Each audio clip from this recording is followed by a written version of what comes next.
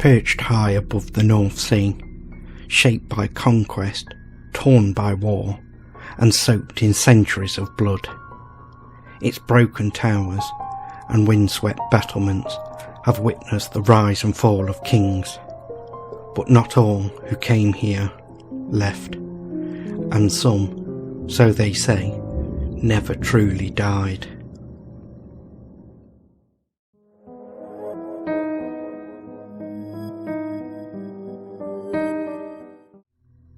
The story of Scarborough Castle begins thousands of years ago. The headland was first fortified in the Iron Age, then used by the Romans.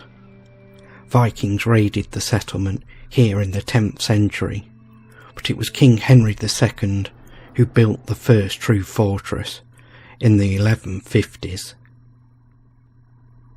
Over the centuries, Scarborough Castle became a symbol of royal power. It endured sieges, hosted monarchs, and even played a role in the English Civil War, where the royalists and parliamentarians fought fiercely amongst its walls. But all that violence, all that death, left scars. Some believe those scars remain, not just in stone, but in spirit.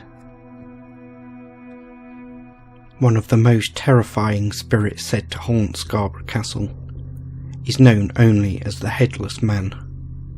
Some say he is the ghost of Piers Gaveston, the infamous favourite of King Edward II. Though Gaveston was executed in 1312 elsewhere, local legend insists his remains, or perhaps his spirit, were brought here.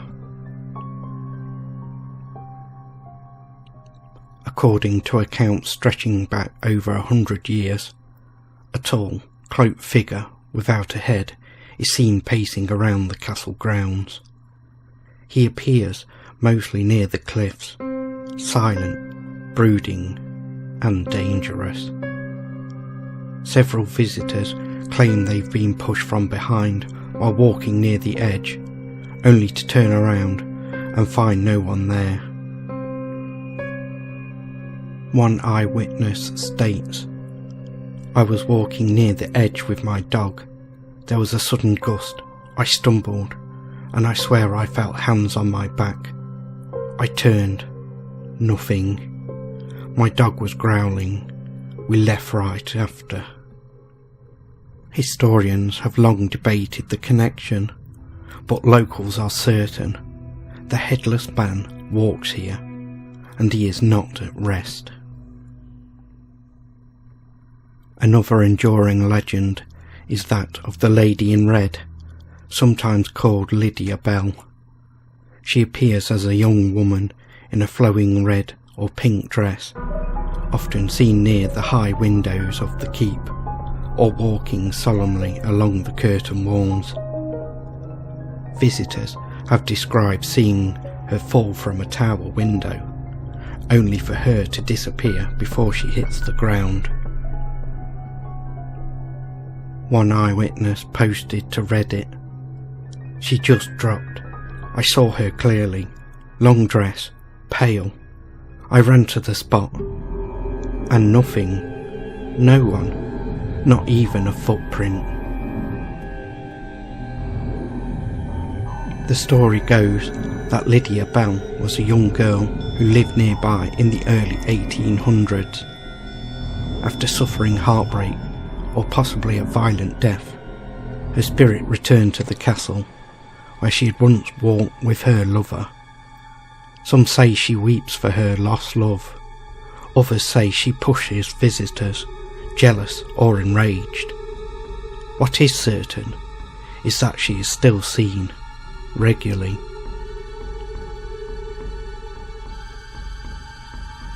Not all ghosts wear faces.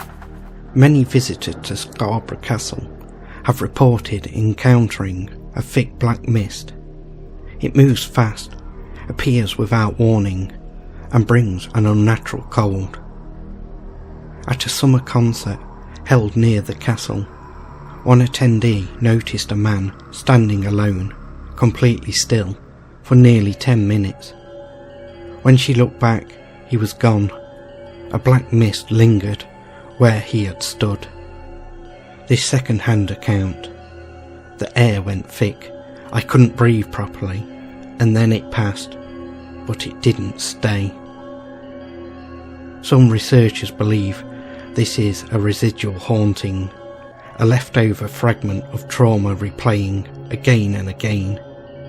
Others suggest something more intelligent, something watching. Even when no figures are seen, the castle speaks.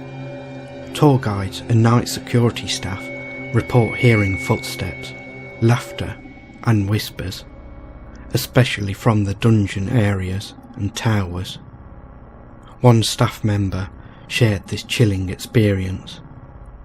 I finished locking up at 6 p.m. At 6:32, the alarms triggered. We checked the CCTV. A figure walked straight down the central path. But when guards got there, the path was empty. The figure didn't even show up on the playback properly. Visitors have also reported cold spots, the sound of crying behind sealed doors, and even the smell of burning, a possible echo from the Civil War bombardments. Scarborough Castle embraces its haunted past. Every October, English Heritage hosts ghost tours, walking visitors through the castle's spookiest stories by torchlight. But not all ghost sightings are tourist tales. For many locals, the hauntings are real.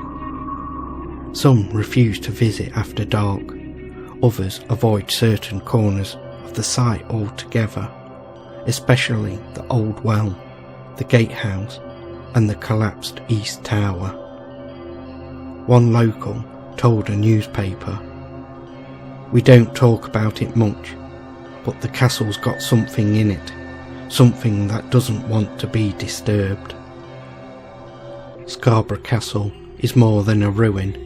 It's a place where time lingers, where voices from the past still echo across the stones, and where the veil between the living and the dead may be just a little thinner.